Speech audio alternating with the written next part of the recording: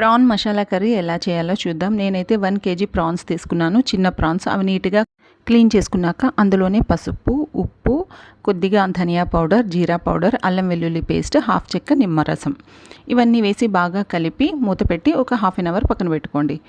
ఇంతలోగా ఒక కడాయిలో ఆయిల్ వేసి కొద్దిగా గరం మసాలా, తేజ్పత్తా, ఒక 3 ఆనియన్స్ కట్ చేసి బాగా వేయించుకోవాలి.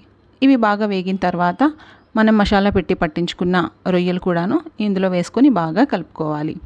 ఇందులోనే ఒక్క టమాటా కూడా చిన్నగా కట్ చేసి వేసుకొని రొయ్యల్లో వాటర్ మొత్తం బయటకు వచ్చేంత వరకు బాగా వేయించుకొని ఆ తర్వాత ఇందులో ఒక 3 స్పూన్స్ కారం వేసుకోవాలి. ఎక్స్ట్రా వాటర్ అయితే మనం యాడ్ చేయట్లేదు. ఈ వాటరే సరిపోతుంది, వేగుతుంది కూడాను, మనకి ముద్దగా వస్తుంది కూర కూడాను.